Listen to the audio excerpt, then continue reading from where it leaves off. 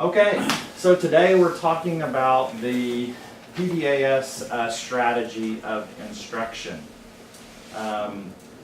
So we'll just jump right in and go ahead and get started. If you'd like to find this presentation, I did post a link to this for these slides on the event. So if you can't write that down quick enough, I'll pause for just a second because some of you guys I know are writing that down so you can access this later, or you might be typing it into the address bar right now. Okay, if you need to come back to that later, I can certainly come back to that at the end if you want to access these slides later.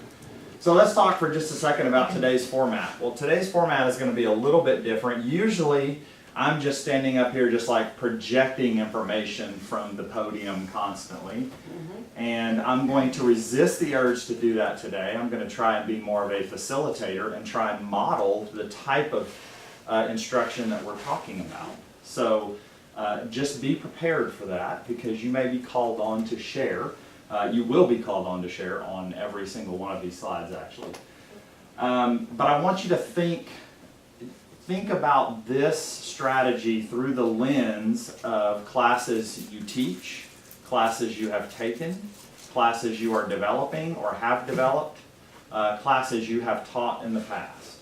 So just think about you as an instructor, as a teacher, as a developer, whatever that looks like. It's going to be different for all of us, but think about that as think about the kinds of things that you currently do in your classes and how we can tweak them, modify them, apply this method to the things that you currently do. Both online and Absolutely. face-to-face. This is a great thing for it.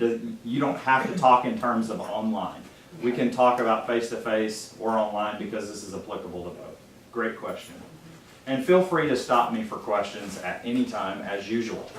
So what is PDAS and where did it come from? My understanding, and if I'm not giving credit to someone that I should be giving credit to, Dr. Dennis Williams, Prof. Gwen Rogers, and Prof. Michelle Bowie were the three kind of that spearheaded the idea or the basic concept behind this. There, I know, have been other people that have contributed as well. I just don't know who those people are right now. So if those of you are among us, or if you're watching on YouTube, or if you're in the audience, I apologize for not giving you credit.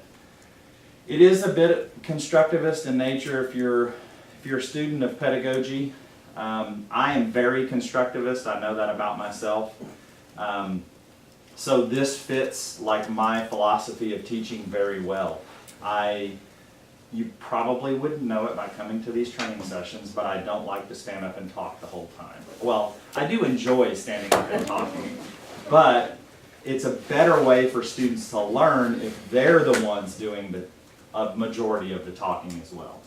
And this is, please do not let us misrepresent this as a rule of how things have to be done. We understand that this is flexible, it's changeable, it's a bit tentative, it's going to look different. I mean, I'm looking at the people here and I'm seeing people from all different content areas, and that's fantastic.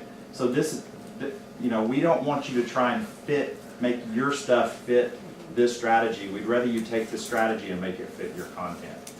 Some of you are going to do more prepare, some of you are going to do more discover, and so on. But it is applicable across several content areas. Dare I say all. We'll do just a quick review of Bloom's taxonomy. I know that many of you are familiar with this. It's probably not a new thing. But just so that you're knowledgeable, at the bottom of the pyramid, we work our way up to levels of thinking. A majority of what we do is focused around knowledge and comprehension, but our purpose, and I think this is on the next slide, or maybe this is the last slide, is to have students move from strict memorization of facts and have them do something with the knowledge that they're getting. We want them to apply it, we want them to analyze it, we want them to synthesize it, and then evaluate what they've done and determine what is most important. So you can probably see how this share, if you're asking, that's okay.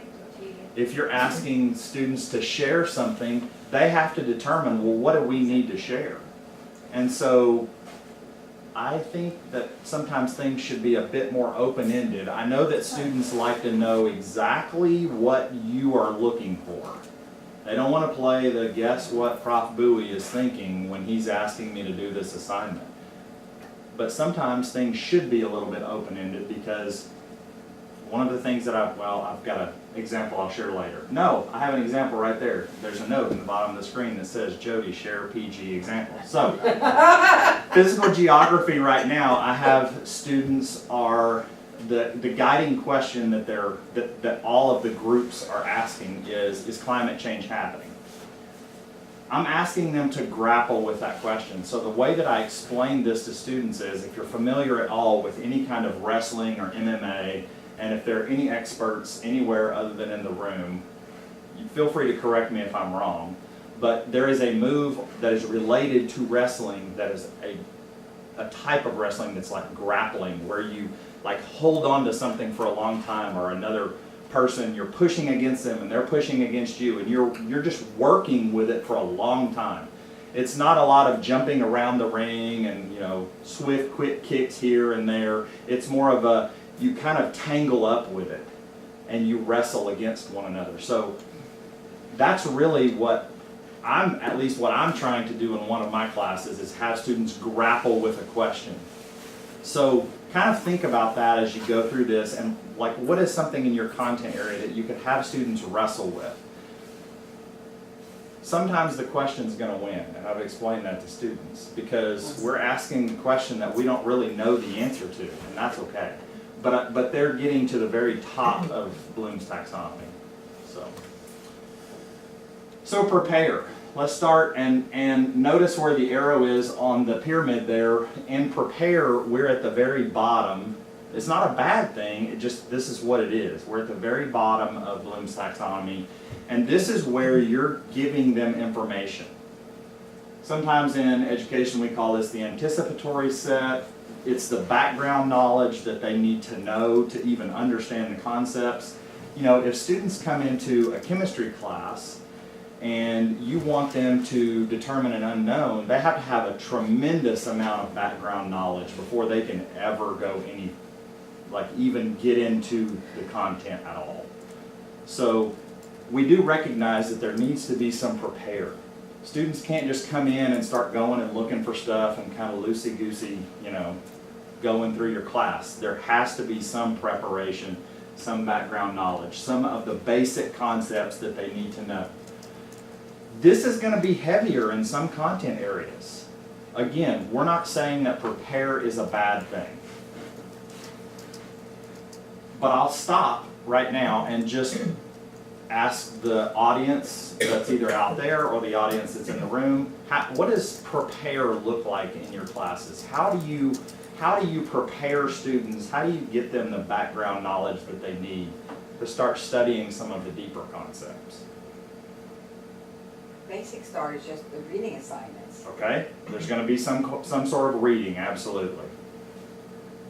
What other kinds of things do you do to prepare students? It can be online or face-to-face. Occasionally I have started, since I learned a little about the system, I have started having them sometimes find material and bring it to class. Like one activity I do with the basic Christian, whatever we're calling it now, class, is I have them find the statement on the Bible that their church or whatever religious group they come from. Right. Go online, look at their website, look at their materials, whatever, find what your church says is their official belief about the Bible. And everybody bring that to class. And then with that, we then do activities with it and discuss it and figure out what the differences and similarities are. Okay, Yeah. and we'll actually touch on that a little bit. That for me, that would fall under discover because Is it? you're like sending them out to go and find something, so we'll come back to that, but that's I mean, they have to have a little bit of background knowledge, maybe they've been raised in the church, so maybe Right. you've talked a little So bit that's- about, I mean, A little, not a well, lot. and here's the other part of this, that I can't remember if I mentioned this later, this does not have to be done in this order. Prepare and discover, for me, it's very difficult to Right. untangle those two. Sometimes you kind of blur the lines between prepare and discover, because that might be how you start the conversation with the students. Because like one very simple thing about doing for a social theory class this fall would be, okay, we're gonna be talking about, let's say Karl Marx, you know, Right. so I could assign the textbook, which would be more just the lowest level. Right. I could also say, you know what, there's a ton of stuff out, like Wikipedia articles, whatever. Go do some web research, see what you can find about the guy's life, see what you can find out about the time period, Right. and then come back in. And that's an important point, because what we're asking students to do in both of these cases is we're actually asking them to evaluate something that someone else said. Is it even important enough to come back into the classroom? And those are skills that, if Michelle were here, she would tell you. She has taught in Comp 2, they've talked about evaluating a source for its validity, and so those are the kinds of things that you talk to students about. You know, it's up to you to determine that, so you're asking, and that kind of frames the rest of the discussion. Would that be a reasonable way, Brian, of saying what you're doing? Okay, good. Fantastic. So, Brian says yes. Yes. prepare doesn't have to look like you standing up and delivering information. It doesn't have to look like you assigning reading. You could give the students the option to go and find the information and bring it back. Again, we're jumping ahead to discover, but you kind of blur the line between the two. It's kind of hard to do. Rhonda, were you going to ask or comment? For Module 2 in our personal professional development, we have a lot of framework to lay Okay. in that very first line. And so I do feel like we are heavier in this area, but it's providing them tools, it's defining what a life learning paper is. Right. It's defining what adult learning is. It's defining what life launch means. It's all of those things. But I'm kind of excited, you know, looking at this, and this is part of what we teach them too. I do believe that they get to the top. Right. Well, and that's an important part too, if you think about starting a program. For those of you out there that don't know, we have professional studies and we have cohort programs. And so the classes build on one another. So they're building up. So you could think about this through the lens of an entire program. What modules are we using to prepare them? Because I know they do, the last module is the senior research project, is that right? For a couple of programs. And so you couldn't just drop someone into module 12 and say, go. They've been preparing through all of these other modules. So while this is a strategy that's applicable to a particular class, we should also think in terms of program, or look at the number in front of the class that you teach. That's the thing that I constantly have to remind myself in physical geography. It's a 1,000 level class. So think about the kinds of skills that you teach in a 1,000 level class. Think about the expectations you can have in a 1,000 level class versus a 3,000 level class. So we do have in our online, especially, we have some 3,000 and 2,000 level classes. So there would be a different expectation there. Maybe you're going to be heavier on prepare in the 1,000 level class, but you're still working towards that evaluation and synthesis at the top of the pyramid. Good. Fantastic. So our driving question is, for the rest of the day, how do we move away from this being the only thing that we do in our class?